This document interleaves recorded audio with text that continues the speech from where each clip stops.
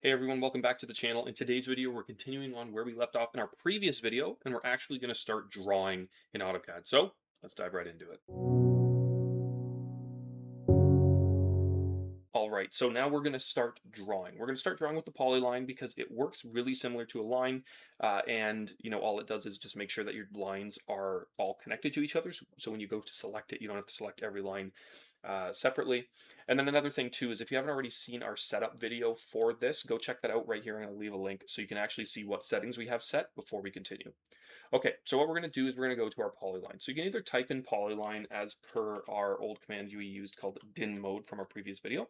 You see we have polyline, and then what we do is we press enter, or you can just come up here and press polyline. And it's going to ask us to specify a start point. In most cases, it doesn't really matter where you start as long as it's, you're going to be able to get it on your sheet of paper. You're going to be able to show what it is properly. But in this case, we're just going to do 0. We're just going to type, literally just type 0, press tab, press 0 again. And once that's done, you can press enter, and then it's going to set that as your start point for this line. And then we're going to move over and we're going to go over 10 feet. So you can see here, I have my polyline, it's being drawn, and we're going to be going over here, and we're going to, you can either go up to 10 feet using your cursor, you can slowly go to it, or if you want to be like me, you can see that it's highlighted right now, the length. You literally just type in 10, put a foot symbol, and then press enter. If you're using metric, just use your metric equivalency. So then what you want to do is you kind of want to come up here, and then we're going to do the same thing. We're going to make it maybe, I don't know, we'll do another 10 feet. And when you're done typing in 10 feet, if you want to make sure it's actually at 90 degrees, you can see here it's at 90 degrees. On the right, we can see that we have our angle being shown to us. We can press tab, and that's going to allow us to select the angle of our line. So we can actually type in a really specific angle. You can actually edit how specific it is, but in our case, we're just keeping it as whole numbers. So here, again, I'm just going to leave it as 90. I'm going to press enter, and then we're going 90 degrees up. And then we're going to do the same thing going over here. Again, yeah, let's just do 10 feet all the way around. We'll do 10 feet over to the right. We're gonna press tab, make sure it's 0 degrees, it's 0 degrees, press enter, and you're good to go. And then we're gonna do the same thing up here, except maybe we'll do 5 feet, do it at 90 degrees, press enter, and it's good to go. And then we're gonna have to go over 20 feet, and then we're gonna press enter. Make sure it's 180 degrees actually in this case. You can see here my cursor is showing that, it's showing you where it's measuring from. Mine's measuring from the right, so it's 180 degrees. So, again, I'm gonna do 20 feet. I'm gonna press tab, type in 180 for my degrees, press enter, and there we go. And then I'm going to go down here, and I'm just going to connect the line going down 15 feet. So this is a pretty lopsided, weird looking thing, but at the same time, you can see here if I click, it's literally going to be able to select the whole object, and that's really important when you're drawing things like floor plans. Maybe you're doing gears and other things. You need to be able to select the entire thing. Because you can see here, if I do a line and I draw something like it's literally the exact same, but when I go here and I select it, I'm only selecting each and every individual line, and that's just not good. So with that said, then what we can do here is we can now use the offset command. So this is going to help us create our exterior walls. So you can see here, if we go to our layers here, we have our wall layer. So just click on layers. If you don't already have a wall layer, go create a wall layer. It's going to be white, continuous, and then line weight. We're just going to keep the same. Just call it wall. And then I'm actually going to change this because I didn't have it set to wall. And then what we're going to do is we're going to go through and we're going to offset this. So just select what we just drew, and then I want you to type an offset into your command bar, into your command here. Press enter once you see the offset command, and then it's going to ask us to specify the offset distance or through. So we're going to specify the offset distance, and I'm going to say, I'm pretty sure in most cases you're doing 6 inches. So we're going to do 6 inches. So just type in 6 inches, press enter, and then we're going to be able to offset it. So you have the ability to offset exterior, or you can offset to the interior. It really depends what you're doing and how you like to draw.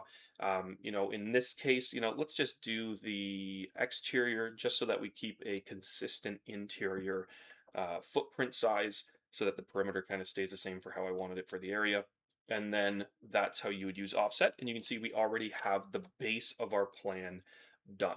So this is how you do the base of the plan. So the next thing that we really want to do is we want to go and we want to make sure we have everything kind of planned out. We have our rooms planned out. And I'm going to show you how to create an interior wall in just a moment. All right, guys, so now we're going to do some interior walls. So you follow the same kind of principle that we were doing for the exterior walls. You can just grab a line, grab a polyline, and then you can just start drawing. So I'm just going to do it from here.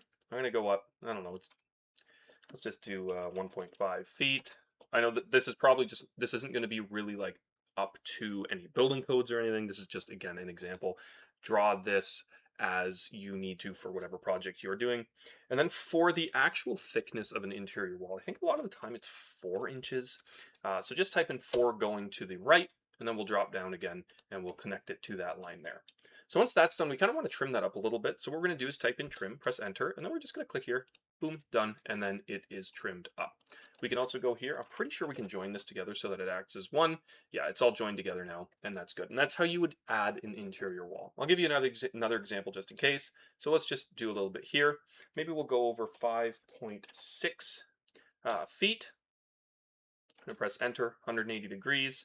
Then we're going to do 4 inches, and then we're going to close that up. And then we're going to trim it again, and we're going to go there, and there we would have another interior wall. So that's how you would add interior walls to your drawing.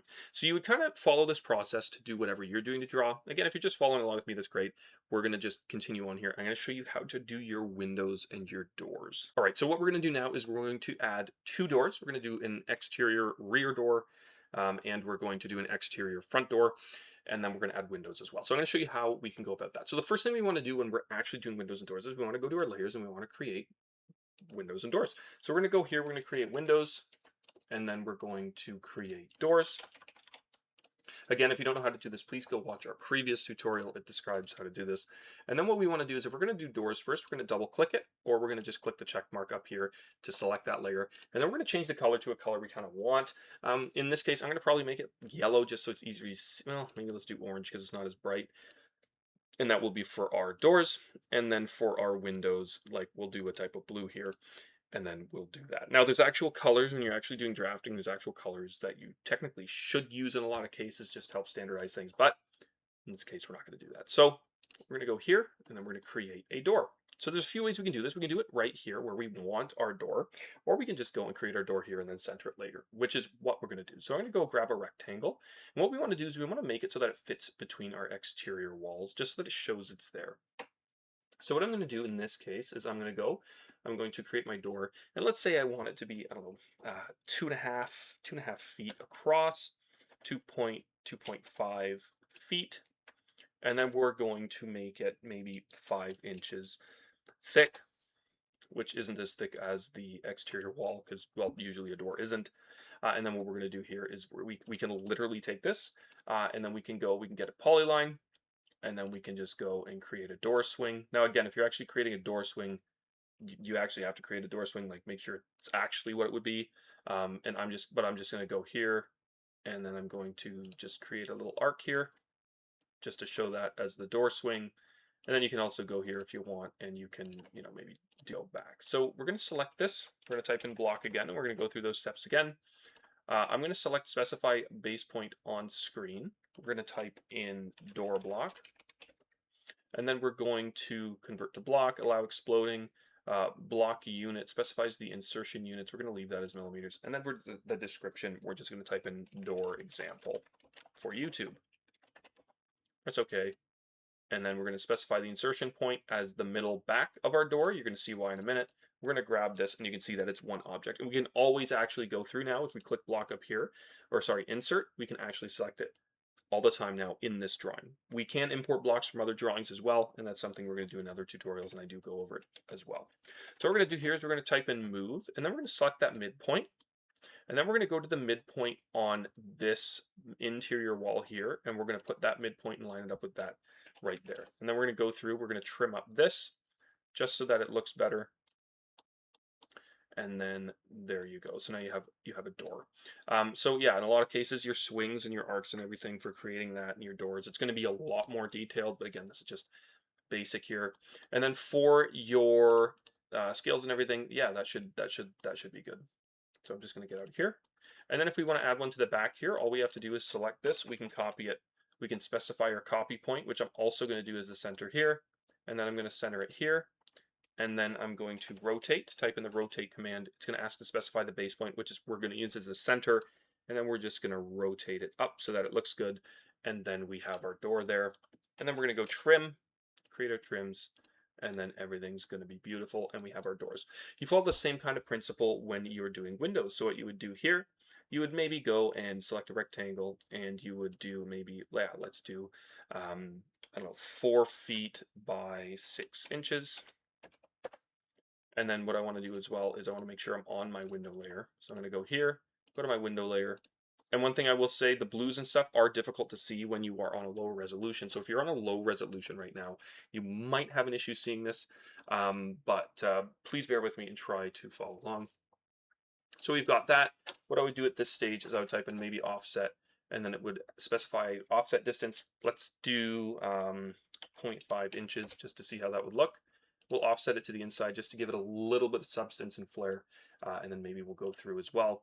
We're going to find the center. We're going to create a slight arc, a little thing here, and then we're going to move it. You can make these as detailed as you want. I'm going to grab the center, and then we're going to center that, and that should be good. So I'm just going to make sure that it is good, though.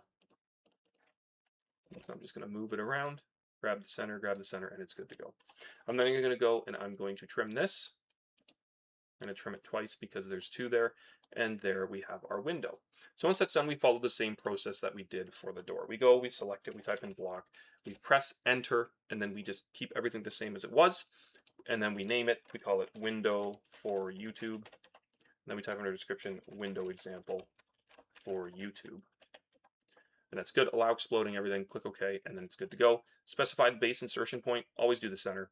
We're going to do the center. Well, you don't always want to do the center, but in this case we do. We're going to move it. We're going to specify our bottom. And then we're going to find the center of that there. And then we have our window. And then what we can do is we can come up here. We can insert our windows wherever we need them. Again, these are just spots where maybe we would put them. This isn't a real drawing, so that's okay. And then what we want to do here is, you kind of want to do a little bit of math to line things up. But you know what, 2 is good enough. Rotate. I'm going to rotate the center here. Done. And there you have it. So you can see we can also see a little bit of the white line behind that. What you can do is you can go and trim that up if you want. So in this case, what you would probably have to do is you'd have to move the window, move it up slightly so you can go through and trim it out and get rid of it. And then you would have that. So that's how you do your windows. That's how you do your doors. When you're actually, trying to put things together, that's how it would work for that. So again, this is a very basic drawing, like very, very, very basic. It's nothing. What you do at this stage is you'd go through, maybe you would add some furniture. We'd make the drawing look a little better. We do some elevation views and all that. But yeah, that's how you would start actually doing a drawing for a floor plan in AutoCAD. Not very detailed, but this will get you on the right track. Hopefully this video was helpful to you guys, and yeah, hopefully we'll see you in the next one. In the next one, we will actually be going over elevations and things like that. Just continuing on with this series here. If you're watching this after I post that, you should see a link to that here. If not, go check out this video, and we'll see you in the next one.